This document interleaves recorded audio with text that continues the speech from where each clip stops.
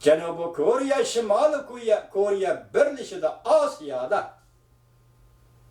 Avvalgisi Prezident Reagan vaqt zaman damlari. Paytdi. Vaqt zaman paytdi. Endikisi Prezident Trump zaman, vaqt, zaman paytleri. Demek iki devlet, parçalangan iki devlet Avrupa'da birleşti. Hem de parçalangan iki devlet Asya'da birleşen diyor. Vaqt kanca bu keldi değil.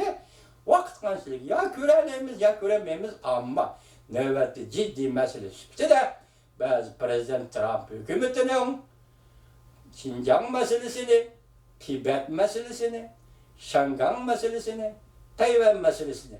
Ben şahsen fikrimde Tayvan meselesine ben kızıkmayım vatandaşlar.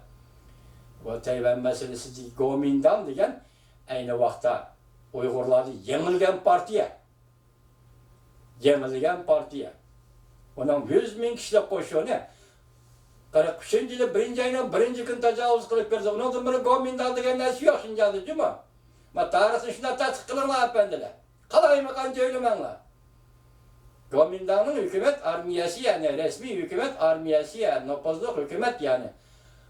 Cumhuriyet'te kurulan hükümetin kirga vakti 1943. yıl birinci ayının birinci gün 100 bin kişilik armiye. Şu armiyen tarmar kılıp Uygurlu 44. yılı 11. ayının 12. gün 3. kıtımda Cumhuriyetini kurdu. Şu hesap. Uygur'un ders durgan günü şu hesap. Evvelkisi sürüştüsen Yakup Bey devri. Keyinkisi sürüştüsen Sabit Damlı Kaşgar devri. Bu kadar sürüştüsen şunda. Vatandaş şunda.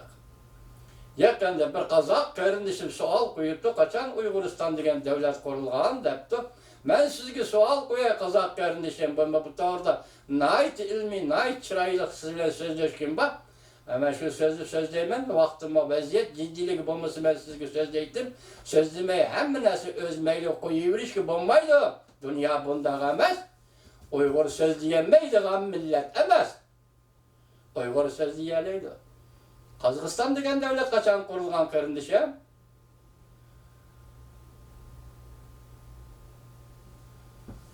Geçelim bu tema keyin sözleydiğin tema. Bugün sizlerge hoş haber sürprizi şu niyet güzdüm.